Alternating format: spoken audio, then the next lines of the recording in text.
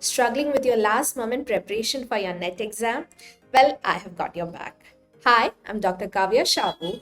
I have cleared NET in my first attempt and JRF in the second attempt. And these both were during my post graduation period. So I literally did not have much time for the preparation. So let's see how, through the past question papers, we can prepare in a short span of time.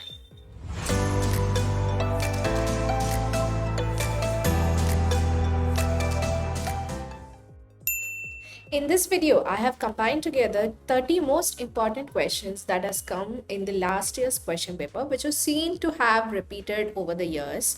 So it is covering all of these set A of the paper 1, okay, which was done in the shift 1 or the morning session. So you can just refer to the question paper for additional questions. So we can move on and see to these 9 different topics covered in paper 1. Here, first, we will be going through the data interpretation. So first of all, for the data interpretation,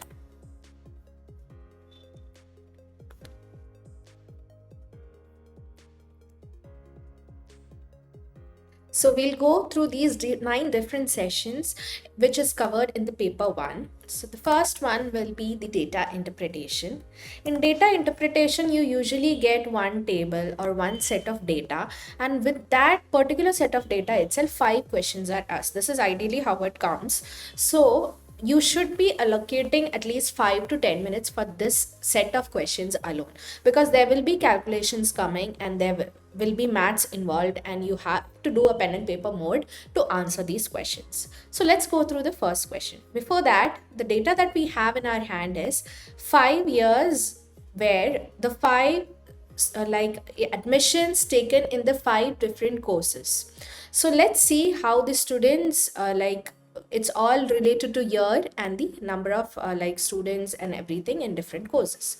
So the first question is, in which year did the number of students double compared to the previous year in any particular program? So this means the number should be double in the consecutive year. So what we have to do here in this case is we just have to check here 150 is a 225 is a double of 150, 225 is a double of 450. Like this, you can keep doing it consecutively and you have to find the answer. Now this is a long process if it comes to the right hand side. So what you can do is at a glance you can find out. So 40 to 65, yes, somewhat. 65 to 73, no, because 65 and 73 is nearby numbers. 73 to 80, no. So you don't need to calculate for every single thing. So over here, once you go through this, whichever you have doubt, only calculate for those. So over here, for this option, what we have is 225 and then 450. So obviously 225's double is 450 and the answer is right here. But do not jump into the answer. The answer, is it 2022 or 2023? This you have to have an idea. So what does it the question say? In which year did the number of students double? So the year in which the students doubled, that is the answer. So here it is double in 2023. So therefore that is the right answer. You can see the steps, how it is done, what's the steps involved, and how the answer is coming. Okay. Let's move on to the next question, again with using the same data set. First one, we saw the direct calculation being involved. Now in the second question, it involves percentage. So how can we solve that? In how many years is 50% of total admitted students less than the number of BA students that year? So here, what all do we require?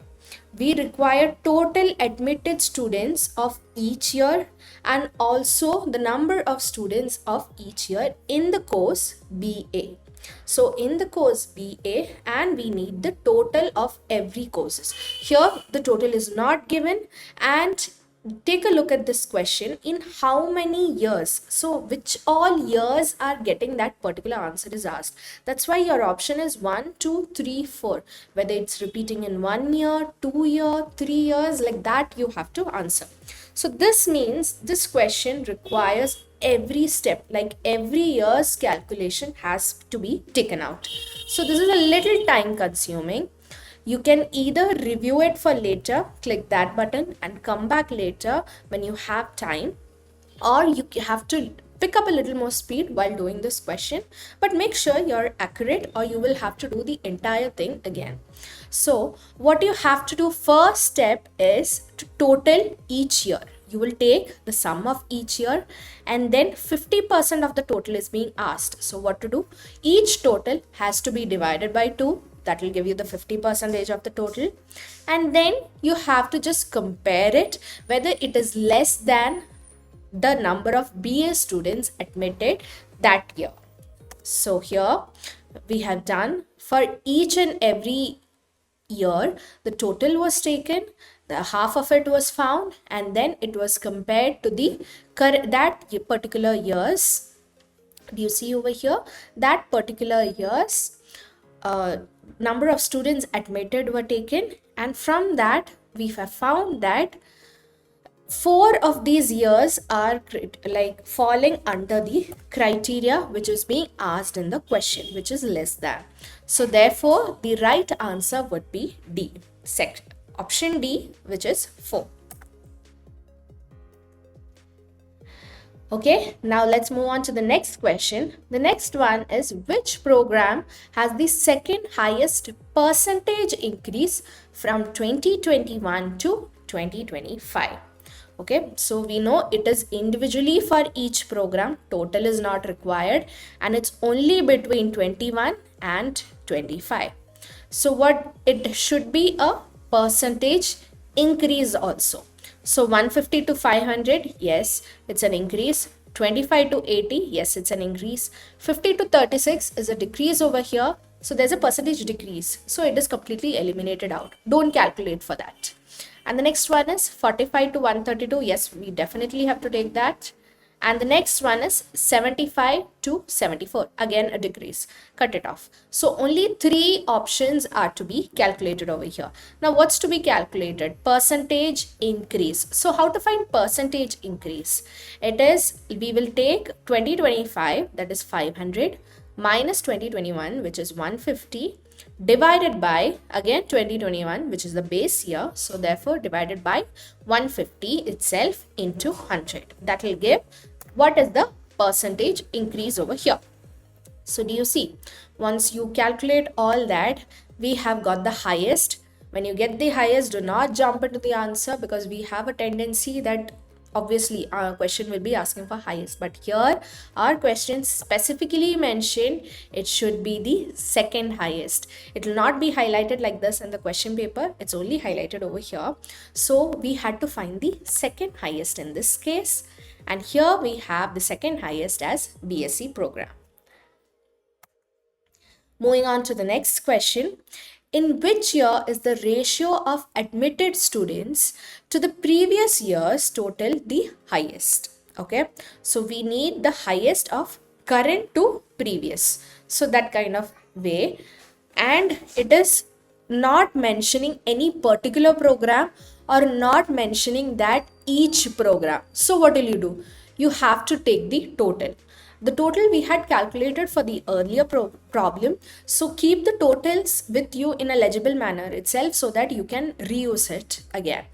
So what here, it is a case of simplification. You have to take the ratio of the total 22 to 21, 23 to 22, etc. That way, after that, you have to simplify it, divide, keep dividing until you reach a decimal point. And that's how we find the right answer in this case. This is also a little time consuming. Keep 1 minute to 2 minutes around for this question. The next question in data interpretation is, in which year is the ratio of BA students to all admitted students the lowest? So again, we have the total in hand. So we have to do BA by total for the ratio. And here, see, BA by total ratio. And once you do, and it's not the highest, check again what is being asked. It's asked for the lowest. So the lowest was in 2021. So that way we can find the answer. You can pause the video and try to solve this problem again. Moving on to the next unit, which is the teaching aptitude. In teaching aptitude, basically you have to learn the concepts and like related to teaching and everything that comes. So we will just go through one or two concepts in this particular video. So the first one is about metacognition. So the first, identify correct statements about metacognition. Thinking about our own thinking is metacognition. It helps control cognitive and motivational process. Teaching how to learn the stems from fostering agencies in learners. Metacognition does not help in teaching people to learn. Metacognitive knowledge and self regulation are related components. So, for those who do not have any idea about what metacognition is, this would be quite confusing to answer the question. So, what I have personally done is, here when you look at the options, you can see the correct statement shows that at least a minimum 3 statements are right. So what we can do is read through the different statements, get an understanding what could be the concept of metacognition. If you get an understanding like this might be what is meant by metacognition, then you would be able to eliminate out whichever might be contradicting that scope. So this is a way to attend questions in case you have no idea about it. Since we don't have any negative marking, it's better to try this way. So let's just take a concept breakdown. So what is metacognition? It is thinking about thinking, that is very right. It is awareness and understanding of one's own cognitive process, thinking about thinking. So it's a personal driven one. So the next one is cognitive control. Metacognition helps to regulate how we think, maintain focus, and stay motivated in learning task. Rather than teaching and trying to adopt it, it's how the learners will actually learn by themselves. The next one is agency in learning, which is also true, which means teaching how to learn requires fostering student ownership, responsibility, and self-direction. Rather than teaching, just being a dictator, you are being an agent to help them learn, to help them understand how learning process should be done by them. So this much, with this itself, the concept of metacognition might have got a clarity. So we can see the statement D says metacognition does not help in teaching people to learn. So that's the main contradictory sentence that has come over here.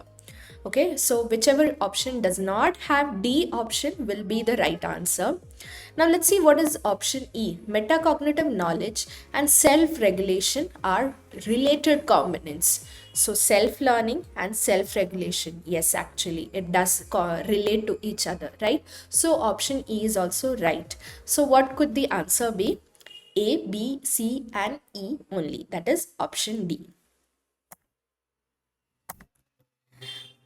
See, over here we have option D is the right answer. You can go through the explanation if you require. Now, moving on to the next question.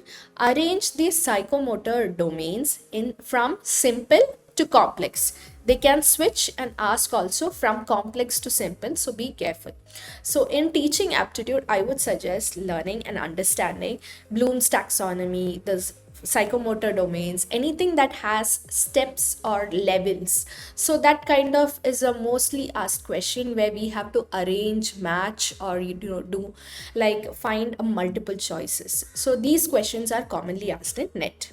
So what is like psychomotor domain? Here it is given as perception, set, guided response, mechanism, and complex overt response. So if you don't understand also, like it's complete, I'm not saying this, you have to have a learning base, but you can go through these words and come with an idea if you know the concept well. So let's move to the concept breakdown.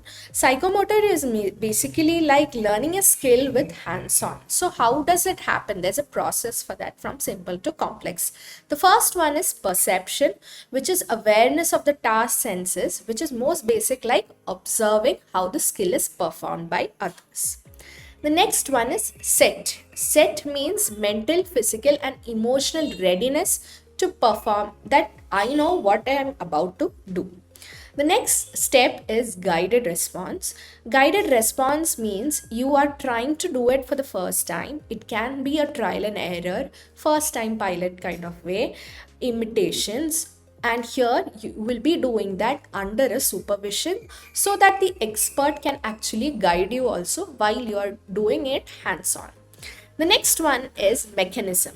So through the learned guided responses, you have done trial and error, and through repetitive trials and repetitively doing that particular task, mechanism is built. Okay, skill is repeatable, but it's not yet automatic. Okay, we have not reached the expert level, but we are repeatedly doing a particular task, that is called as mechanism.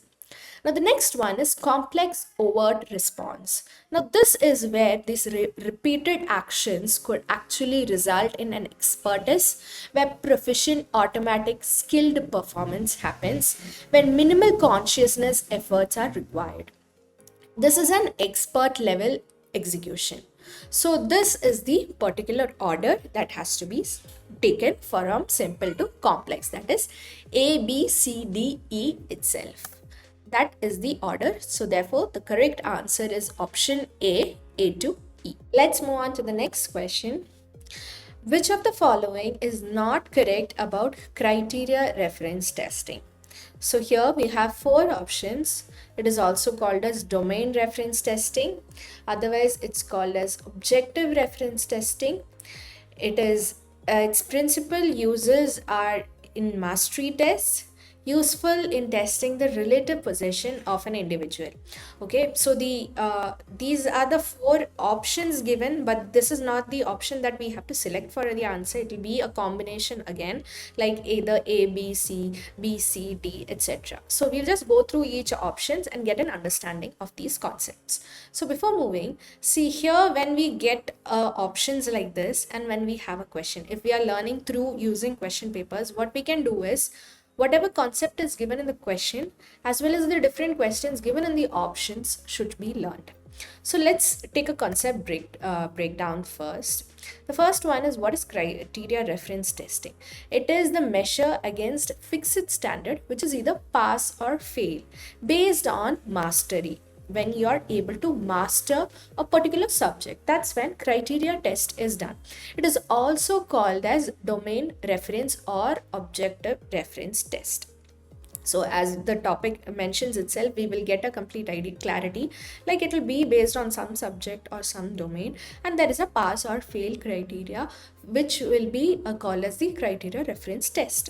Now, what is norm reference test? This is ranking the students relative to its peers or the norm group. So whoever has written the exam, against them you're competing and you will be ranked on that basis. So using the percentile score is the most famous one. And of course, we know most of the entrance exams that we have, JEE, NEET, GRE, etc., are all the best examples for norm reference testing.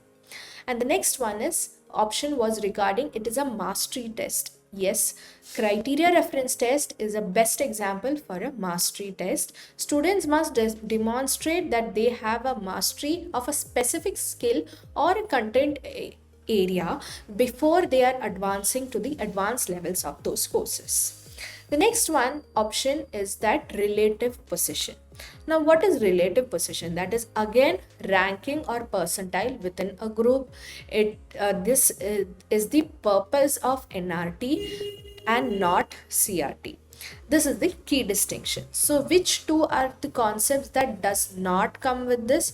It is option B and option D. It's not just D over here, but also B. Okay, so yes, excuse me. So here it is showing option D because like in the actual question, it was objective reference test. So it is called as domain reference test and objective reference test. But just to add additional information, I've added to the option as norm reference test. So in this case, B and D is wrong. Now let's move on to the next section, which is the research aptitude. So here comes the questions of assertions and reasoning. So most of the net exams, if you have attended or not the first time, this will be a common like style of questions coming. Assertion will be there and reason will be there, or there will be statement 1, statement 2, or it could be in match the following. This is the format that usually comes for net exam. So first we have to read through the two sentences. Let's go through the question itself so that we get a complete clarity. The assertion is probability sampling is appropriate for quantitative research. Okay, reading that statement, yes, it is true, it's correct, it's fine. What about reason? Probability sampling helps in reducing bias in selection of the sample. Okay, now the second sentence onwards, we have to take care of two things. First, whether the sentence is correct. The second thing is whether this reason can be an explanation for the statement of 1. So, probability sampling helps in reducing bias in the selection of sampling. Yes, actually it is true, because non-probability, rather compared to non-probability sampling, probability sampling will help reduce all the bias. So that is the main criteria, a reason itself why we take probability sampling. Okay, and the next is we have to see if this would be a good explanation for the assertion statement that has come. Probability sampling is appropriate for quantitative research. So for quantitative research, probability sampling is appropriate, yes. So could this reason be like being reducing the bias be the major reason for this assertion statement? That's what we have to think. It's basically logical thinking that we are taking over here. And the right answer in this case is option A. Both A and R is correct, and R is the correct explanation for A. So you have to think, and if you feel, if your gut feeling, you have to go with it.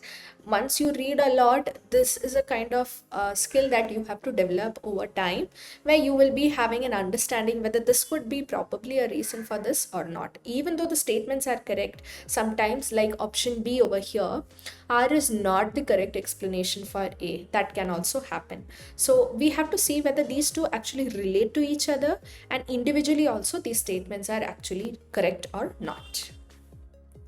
So as I mentioned before, A is the correct answer. So here is the concept breakdown. This will help you out to understand a little more about probability sampling, non-probability sampling, what is quantitative research and qualitative research. You can go through these brief explanations to get a better idea of this if you're not able to understand it. Okay, moving to the next one. As I mentioned before, other than reasoning, assertion, statements, the next one is match the following. So this is one of the match the following question that we have. So we have like nominal ordinal ratio interval, and what does it go with? So these are the four options that we have here. Okay, so first, if you have a complete idea of at least one option, that will be very helpful. So suppose you want to go with ordinal. Ordinal means going order wise, or you can go with nominal. Nominal means no order, each one has equal weightage. Let's see how it works. Place items for at least most to lowest. No low, no high for nominal. Precisely how far apart the items are. Okay, no, that also won't go, right? Because that also we can actually rank. So the next one is denotes the categories only. Okay, that somehow works out, right? And the next one is enables researchers to determine proportions easily. No proportion, nothing. So the simple one like male, female, anything, category, yes, that is nominal. So we know option A goes for 3, right? So come here down to the options, and we can eliminate 2 options now itself. So only A and D works out. So do you see over here, it's A, either A or either D. Now we can see, okay, all the other options given are also different. So we just need to see B, whether it goes for 1. Ordinal, place or item with lowest or highest. Yes, it can go for that, right? Because order, it is coming for least or highest. Otherwise, what was the option? It was the second option. It is precisely how far apart the items are. I wouldn't go for that. ordinal is highest to lowest, right? So with these two alone, we have come with a conclusion that A is the right answer. So let's just check it out. We can check with the other two options given over here. C, we have option 4, ratio, proportion, yes. Interval, precisely how far apart, works better, right? Rather than the option D. So yes, the correct answer is option A, as I had explained before. And going to the next question, qualitative research can be constructed as a research strategy that, okay, this is about qualitative research. Now read the sentences and get an understanding which will actually match qualitative research. So entails a deductive approach to theory research relationship. So to make it deductive approach, I believe we will have to take a quantitative element. Let's keep it aside. The next one is has incorporated norms of the natural scientific model. Scientific model, always numbers required. It will be quantitative related. The next one is embodies social reality as a constantly shifting, emerging property of individual's creation. That kind of works because, do you see, it's emerging topics, social reality, individual creation. It could be something conceptual or, like take an interview or do anything on that. Let's see the next one. Embodies social reality as an external objective reality. That's kind of a comparison to be done. So that can be mathematically also done, I believe. The answer is option C. Let's see. Before that, let's go through the concept breakdown. That is qualitative or interpretivist. Here, what it means is social reality is constructed by individuals, context dependent and very subjective. Inductive approach is used over here and absolutely not deductive approach. The next one is positivist. So social reality is external, objective, measurable, and deductive theory means theory, hypothesis, data. That's how deductive works. And this uses natural science model. So no, it is quantitative model. The next option was an inductive approach. Yes, as explained before, observation, pattern, theory. Okay, the next one was on deductive approach, again mentioning theory, hypothesis, and test will be done with the data will be done. This is how top-down deductive approach is made. So get an understanding on the concept of inductive approach and deductive approach along with positivist and interpretivist also. This will help you out to answer any other question that comes from research methodology. And here, as I mentioned before, the right answer is option C, which is qualitative research is interpretivist. Social reality is constructed and co-created by individuals, always shifting the and context dependent. Okay.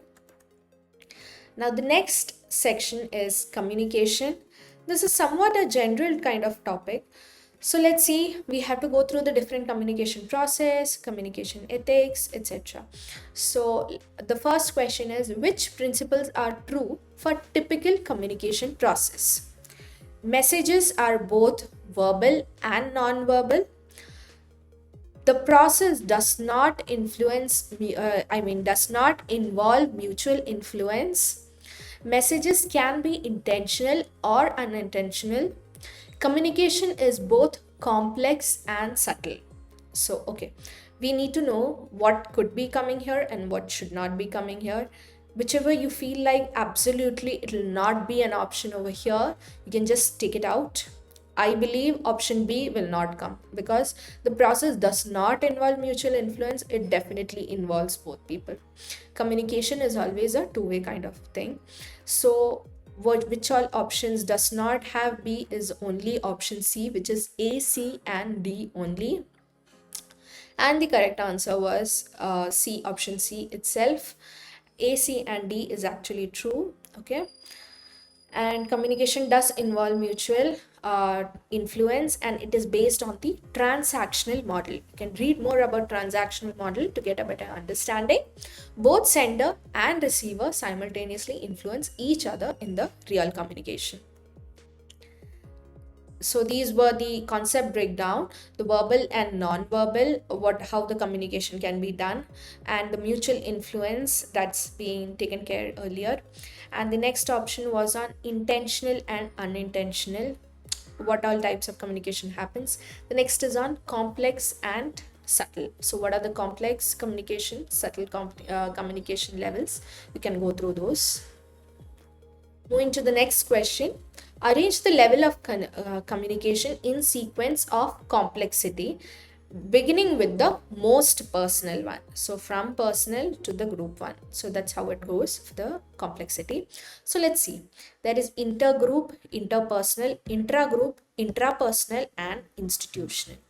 So I have no idea about communication. I have not learned much about it, but still I know intra means a little more inside, okay, and inter means between each other. So that concept is there in my mind. So starting with personal, so obviously I will go first with intrapersonal. I might be right, I might be wrong. Let's go through it. First up, I will go with option D, which is intrapersonal. Then I'll go for interpersonal, because after personal only comes group. So I'll go with option B, interpersonal. Then we'll again go for C. So is there an option available like that? Let's see. Starting with D, yes, we have two options. B, again we have two options, so no debate on that. After that, the next one is the confusion, either C or E. Of course not institutional. Institutional should be last only, because it's a huge like community that comes, right? So obviously option D is what I would go with. And yes, the correct answer is option D. So you can go through each of these explanations for understanding, just in case anything else is asked, like what is intrapersonal, or how is intrapersonal different from interpersonal, and etc. Moving to the next question. Again, we have a match the following. Here we have the noise in communication. So what are the different noises, and which would be the best example for that? So we have over here 4 options. So it's not necessary that you have to go with A, B, C, D in that order itself. Whichever you're absolutely sure of the answer, go with that first. That will be very helpful and easier. I'll tell you, for me, physical is very easy. Okay, physical, we just have to check here. And we know bright lights, obviously. Bright light is physical in nature. So B4, okay, let's see which all options have B4. Only A, B, C has, so D is eliminated. And the next one, I know semantic means language related. So here, whatever we talk or say or language related, only one option goes with it, words not understood. So C is 1. Okay, in this option we have, sorry, D is 1. So in this option we have D1. So it's again eliminated in C, option C. Now we have only A and B. Okay, now in this video, actually before recording, I made a mistake. I automatically read this as psychological, and therefore this is physiological. So give more importance to what you're reading. The matching itself will go different, and the option will be absolutely available in like in the question paper. So here the first option is physiological and the third option is psychological. So if you're confused between these three, leave the first one, these two, then leave the first one and go with option C, something psychological. What is psychology related word that comes over here? It from fatigue and prejudice, it is obviously prejudice. Okay, it's a feeling, it's an emotion. Okay, psychology related. So C should be 3. So do you see C3? We have option B. But if we chose fatigue also, even by mistake, that is also available over here. Do you see? So the right answer will be option B. Okay, so what is each, what and what are the best examples for each are listed over here for a better understanding. In case in the match the following, some other different examples are coming. Okay, the next question is planned publicity that spreads spontaneously and rapidly by word of mouth, also via social network, throughout the potential media consumer market refers to what? News, viral advertising, communique, or Rejoinder. I don't think I would need to give the answer for this. It's option B, viral advertising. We know what viral means, what is each, but we have to go back, understand what the other three options are in case something related to this is being asked in the upcoming exam. So news is a factual reporting of events. Communique is actually official formal statement or the press release, and rejoinder means a reply in or rebuttal in legal or formal context. Okay, so get an understanding of these three concepts also along with viral advertising. Now moving on to the next section, which is the mathematical reasoning. We have around 2 to 3 questions in this regard. The first one is complete the following number series. So you should have a basic understanding of arithmetic progression or the basic sequences and series. The bank tests and different other YouTube videos will actually provide more in-depth if you want to see the different types and techniques. Always easy to moderate questions are only asked for NET exam, be it mathematical reasoning or data interpretation. So no need to worry like that. But if you have the bank coaching level of like learning, it kind of helps because these questions will become very easy for you. So let's move on to the question. So here we have the sequence 4, 36, 252, then 1260. So you can see that each number progression is very high. So easily we get an understanding, no addition is happening here. It is completely multiplication or power. So what we can do is easily, we will just divide these numbers and see the numbers that we get, and then on the basis of that numbers we will be finding how the sequence actually works. So let's go to the break it down. The first one, if like we divide 36 by 4, we get 9. 252 by 36, then we get 7. Consecutively, when we keep doing that, we got like a sequence 9, 7, 5, 3. So it was easy to understand. So the next one, sorry, till 5 only we reached. So we obviously understand it's an odd number going decreasing level. So the next one would be 3. So it was simple to do. The last number that was there in the question was 1260, and we just have to multiply it by 3, and the answer will be 3780. And you can check in the option whether that is given, and yes, we have it. Option B, 3780. Now the next question is to arrange in descending order, but it's all fraction. So as we did in the data interpretation, any fraction we get, the better to arrange is to simplify it to decimal level. Once you divide everything and bring it to the decimal format, it's easier to put the option and understand which would be the right answer. So you can go through the question, try this out, and you can come up with the same answer. The next one is on train distance and speed question. The boat and the water question, or the tap and the water coming questions, also this train questions, the age questions. These are what usually comes for the mathematical reasoning over the years for the NET exam. So go through the simple levels of these questions, not too hard, but it will be very helpful. So the first question is, a train at 54 km per hour takes 20 seconds to cross a platform and 15 seconds to pass a man walking in the same direction at 6 km per hour. Now there are two things to note over here.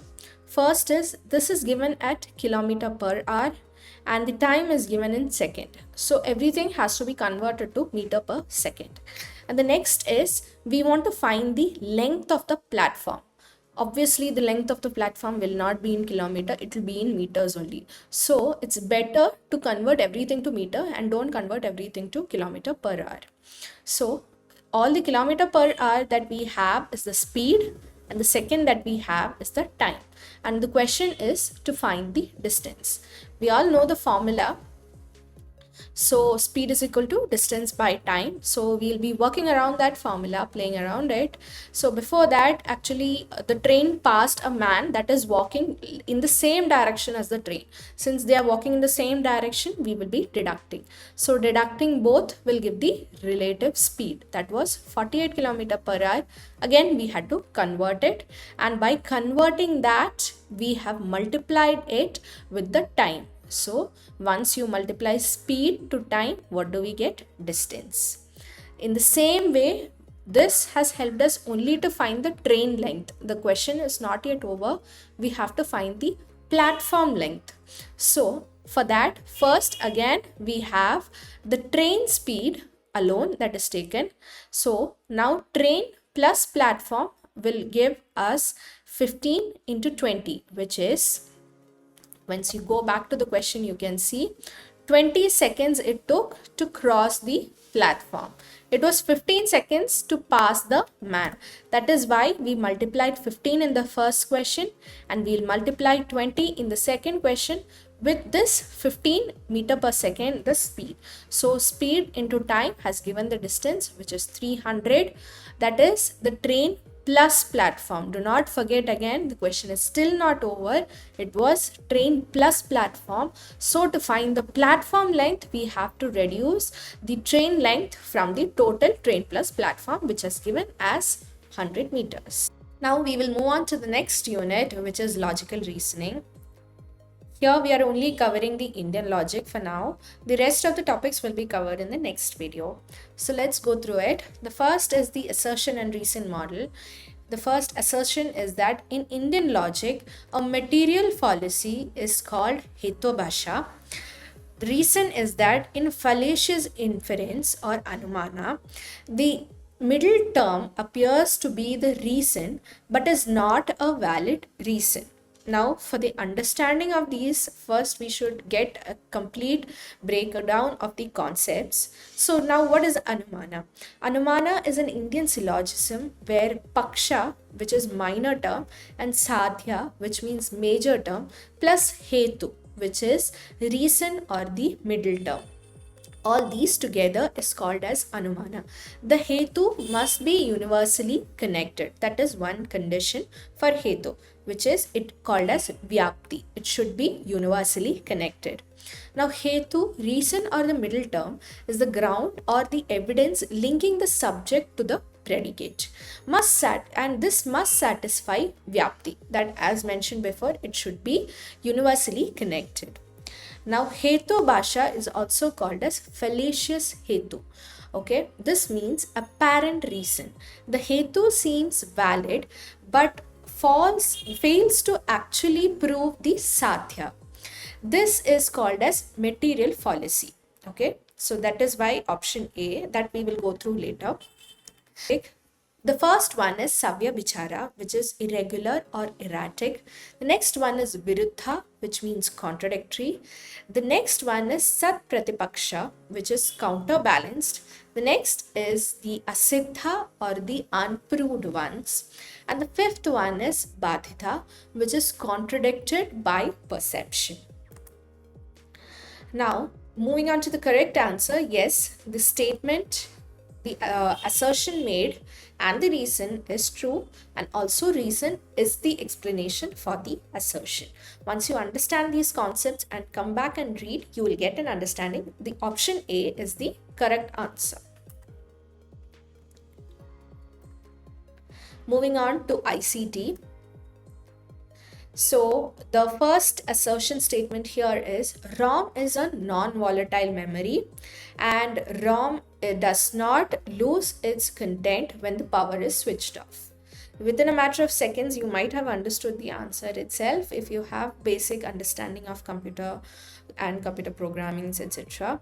So let's just go through the concepts. So the answer is A, assertion and reason is right, and reason is good for the assertion made. So what is ROM? ROM is non-volatile. It retains firmware BIOS permanently.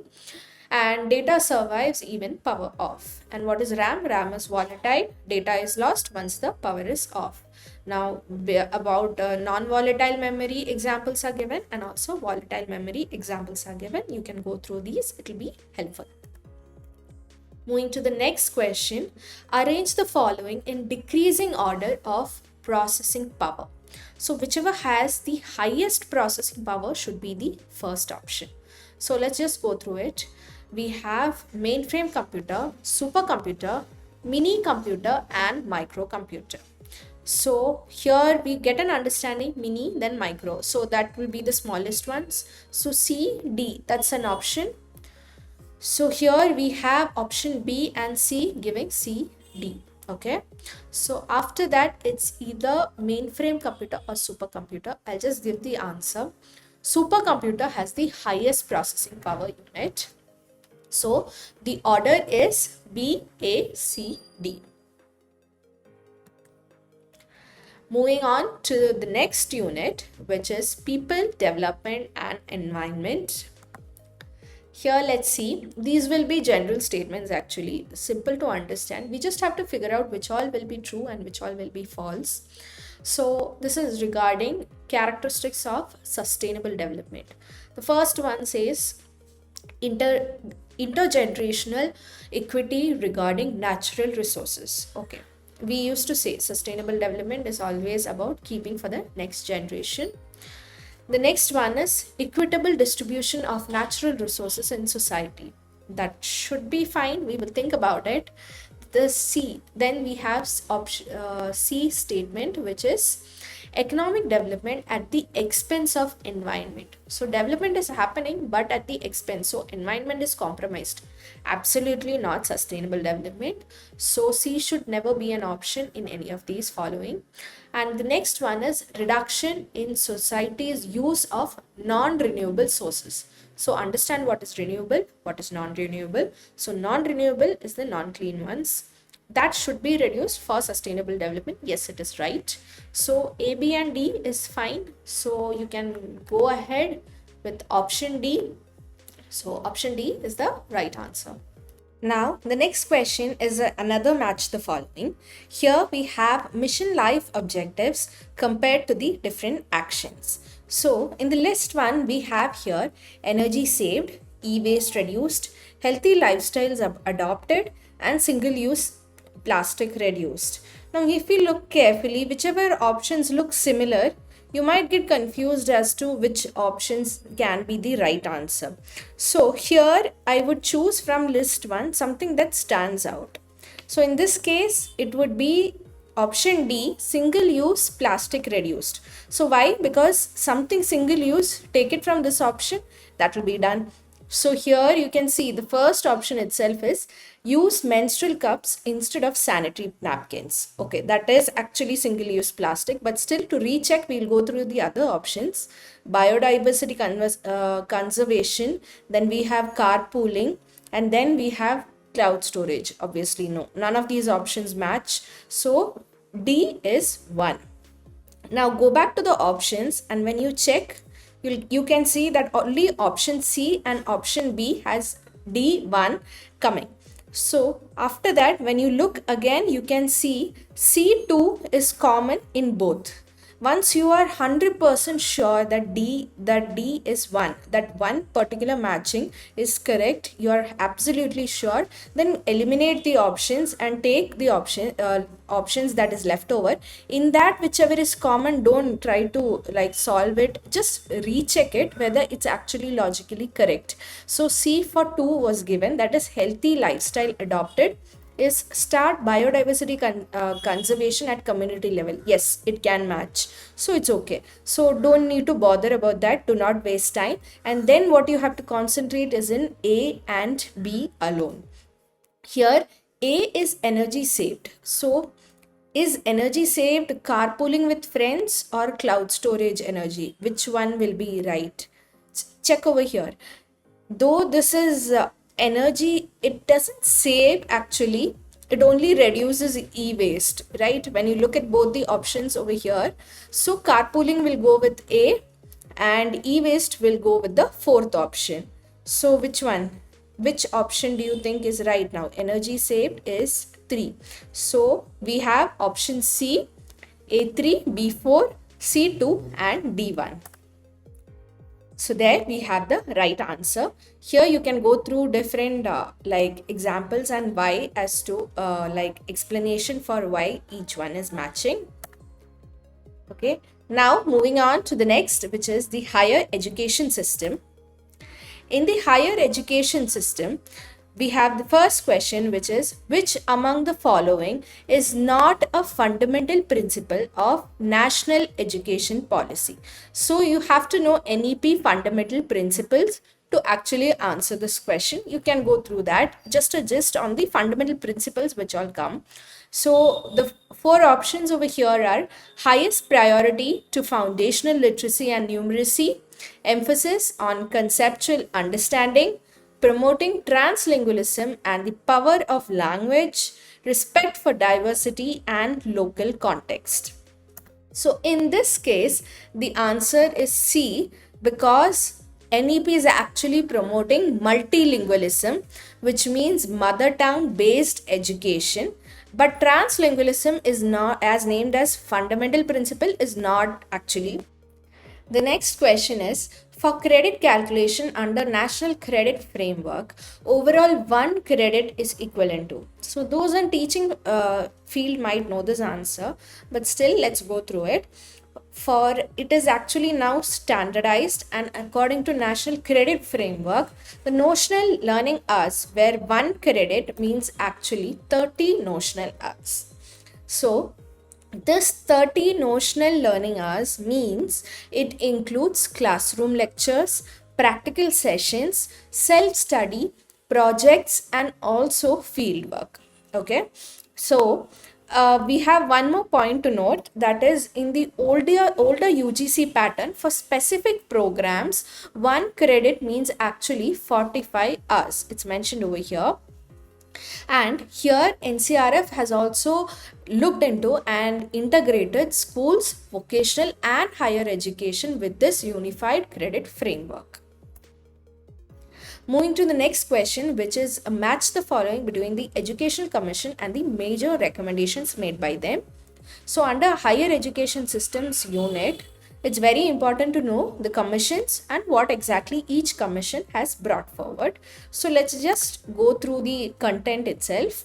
So Kothari Commission, that is in 1964 to 66. We have to make sure that we also know the years. We don't know what type of match the following or statement or assertion will come. So let's go with it. So Kothari Commission has found and recommended creating an all India cadre for education administration, that is the IAS, IFS, etc. So the next one is on Radhakrishnan Commission. This was formed in 1948. They have recommended the establishment of UGC, that is University Grants Commission, to regulate and fund higher education. The next is on Knowledge Commission, which was from 2005 to 9. It's a 4-year committee. Okay, so here it's a regulatory authority that they have formed, which recommended an independent regulatory body for higher education. Influencing later UGC reform discussions were being made. The next one is on Mudaliar Commission, which was formed in 1952 in order to integrate +2 or the 12th and the university. Here the recommendation of attaching the 12th standard to universities in order to strengthen the school to college transition. Now with that, we have completed all units and one last unit is left, which is comprehension. So I'm not going to teach how to do like what is comprehension and all. I'm just going to show you my techniques, how I do and what we can do to be a little more faster, because these are competitive exams and time constraint is the most important one. So when you get comprehension, try to maximum do it towards the end so that we will develop a speed to read and actually like have more focus where we understand what we are reading through. So one of the technique that I use for comprehension is that first I'll read the question, then I'll start reading the comprehension. So wherever I can relate to this question, I'll stop there. So we can just go through that way for now. So the question is, what becomes an excuse to not learn something new. Okay, now I'm going to read this passage fast. So like an exam mode itself, you can pause the video and try to do the same, or you can follow with me. So conventional and outdated wisdom asserts that we each have learning styles unique to ourselves. The implication is that if you don't learn using your preferred style, you will fail to acquire the knowledge desired. It also allows you an excuse not to work hard at learning something new. Okay, excuse not to learn something new. So what are the different options you see? And each person has a unique learning style. Okay, we were talking about that, and that was the excuse. So stop with that. This is your answer. You have got it. So do not think like through this what conclusion can we draw and what could actually be another answer. Don't think. Whatever is directly given, that is the answer for comprehension. No overthinking or like inference or deduction is required over here. So that's the right answer, as I mentioned. Now let's go to the next question. According to the passage, ideational fluency is defined as, we won't stop till we get this word because it is given in quotes, it will be there in the passage. So we have stopped here. In Softwired, however, Michael Merzenich shows that the plasticity of the brain extends to the way we learn. We can learn how to learn, as well as reading or attending lectures. Look at cultivating different learning strategies. Micromastery enables you to experiment and use a vast array of different learning strategies. This in turn takes your ideation fluency. Stop. We have reached that point. But hyphen, this long hyphen can also mean that which means. Okay, so we will get our answer here itself, which means your ability to switch between ideas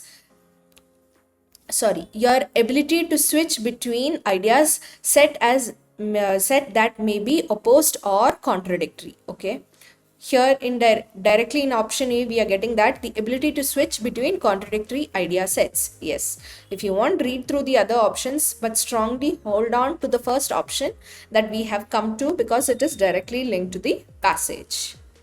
So yes, option A. Now, the next question is, according to the passage, micromastery enables you to. So, before this only we had read about micromastery. Yes, micromastery enables you to experiment and use a vast array of different learning strategies. Okay, so let's see. Master different learning strategies, micro, macro, nothing, don't think beyond it. So directly over here we have the option B given to us, and yes, the right answer was option B. So now these are some of the practice questions that you can just try it out. Okay, so come up with the answers. Feel free to comment on feel free to show it in the comment section. If you are a researcher and at any point of your research journey you are feeling stuck or require an additional helping hand, feel free to mail me in this mail ID. I will be messaging you and we can have a consultation and get a better understanding and help you in guiding you through your research journey.